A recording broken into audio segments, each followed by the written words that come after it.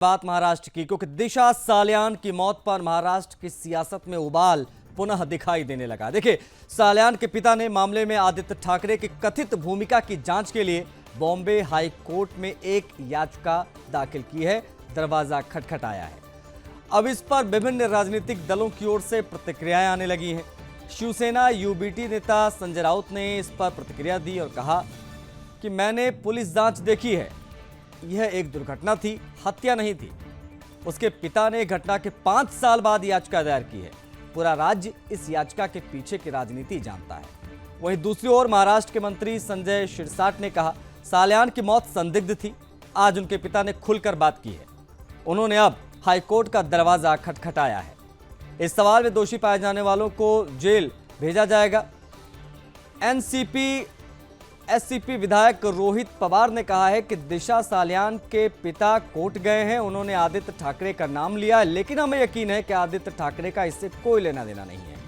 हम उनके साथ हैं, लेकिन कोर्ट का फैसला आने दीजिए।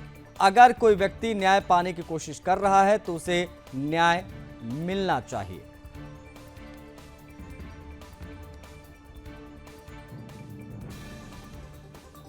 सालियान के पिताजी बोले थे कि हमने कोई जानते हैं सुसाइड ही होगा। बाद में किस विषय पर वो रिसर्च किए कि ये सुसाइड नहीं हत्या, ये तो हम नहीं जानते हैं। तो अब सही है कि गलत है ये हम कैसे बता रहे हैं। इस पर तो हम कुछ नहीं कहेंगे, काहे कि जो जानते नहीं है उसके बारे में क्या बताया जाए। वो जो भी इंक्वायरी किए हैं, जो भी चीज को एकत्रित किए हैं, वो किस सोच से किए हैं, क्या किए हैं, ये सब तो हम नहीं जानते हैं। जो किए हैं वो ठीक किए।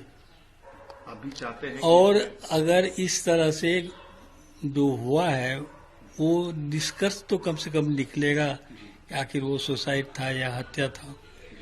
और इसमें सुशांत का भी केस निकल साफ हो जाएगा कि आखिर इसमें क्या हुआ था। हाँ, देखिए, मर्डर केस की बात जो है, आप जो सब इस्तेमाल गलत कर रहे हो। मैंने जो पुलिस की जांच मैंने देखी है वो एक्सीडेंट था, वो एक्सीडेंट है, मर्डर केस नहीं है। ये आप बोल रहे हो। आपके माध्यम से ये बुलवाया जा रहा है।